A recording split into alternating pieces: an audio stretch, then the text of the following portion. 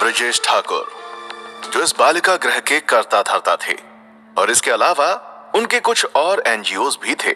इसी के साथ वो शहर के नामी गिरामी पत्रकार थे। उनका खुद का एक अखबार भी था जिसका नाम था प्रातः कमल। जैसे ही खबर मिलती है कि ब्रजेश बाबू अपने घर से निकल चुके हैं, सबके कान खड़े हो जाते हैं। जब उनकी गाड़ी बालिका गृह के बाहर पहुंचती है तो केयर टेकर खुद गेट पर आ जाता है उनका स्वागत करने के लिए। अरे ब्रजेश बाबू, आ गए आप? अरे नहीं नहीं, अभी कहाँ आए हैं, अभी तो घर से निकले हैं। अरे खड़े हैं आपके सामने, आप खुद ही लेने के लिए आए हैं। आप सब कुछ देख रहे हैं ना, फिर काहे पूछ रहे हो जी? और एक बात, ये रोज रोज क्यों आते हैं आप गेट तक?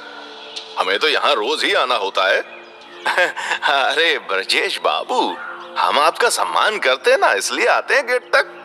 चलिए ठीक है, और सब सही चल रहा है ना? और ये मधु किधर है? मधु अभी तो यहीं थी, पता नहीं कहाँ गायब हो गई। मधु, अरे कहाँ हो भाई? मधु दूसरी तरफ से दौड़ते हुए आ रही होती है। बस आ गए ब्रजेश बाबू। मधु के हाथ में एक थाली है जिसमें पान रखे हुए थे। माफ कर दीजिए ब्रजेश बाबू। अरे हमें लगा सिर्फ केयर टेकर महोदय ही हमारी इज्जत करते हैं। कैसी बात कर रहे हैं आप? हम तो बस ये पान लाने गए थे आपके लिए। लीजिए, आपका स्पेशल ज्यादा किमाम वाला। लौंग डलवाई हो? एकदम। भाई वाह, ये हुई ना बात। ब्रजेश पान उठाकर खाता है और ऑफिस के अंदर चला जाता है। ऑफिस में पहुंचकर ब्रजेश अपनी कुर्सी पर बैठता है और कहता है, सब ठीक तो चल रहा है ना मधु? कोई चीज की जरूरत तो नहीं है? आपकी कृपा से सब बढ़िया चल रहा है। अरे मधु, भैया जी के लिए चाय ले आओ। चाय तो लेंगे ना भैया जी? चाय?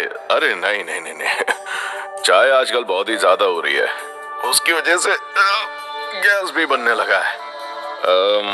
एक काम कीजिए, पैग वैग बनाइए विस्की का। जी भैया जी। वैसे अब हम सोच रहे हैं कि शाम से हो रही है, अभी कुछ देर के बाद रात को तो पीनी है। तो अभी थोड़ी सी टिकाई लेते हैं। केयर टेकर पैक बनाकर लाता है और ब्रजेश के हाथ में पकड़ा देता है। भाई वाह, बढ़िया, एकदम बढ़िया। मधु, ये लड़की लोग का भोजन वगैरह सब हो गया? हाँ भैया, सबका हो गया। तो फिर हमें कुछ दोगी या फिर ऐसे ही? बताइए भैया, पकौड़ा छनवा दे। अरे मधु, तुम समझी नहीं।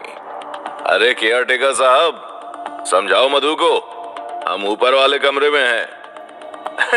जी जी भैया जी, आप जाइए, मैं इंतजाम करवा देता हूँ।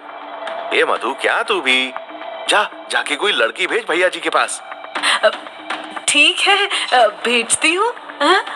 और सुन, कमरे में कूलर लगा है, उसमें पानी डलवा देना, भैया जी को गर्मी लगेगी वरना। और जल्दी जा, इससे पहले कि भैया जी को गुस्सा आ जाए। हाँ, ठीक है। उसके बाद मधु लड़कियों के कमरे की तरफ जाती है। दरवाजा खोलकर जैसे ही मधु उनके कमरे में घुसती है तो वो लड़कियां बुरी तरह से डर जाती हैं।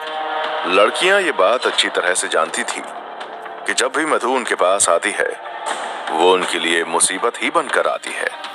मधु अपने आप से कहती है, किसे भेजूं, किसे?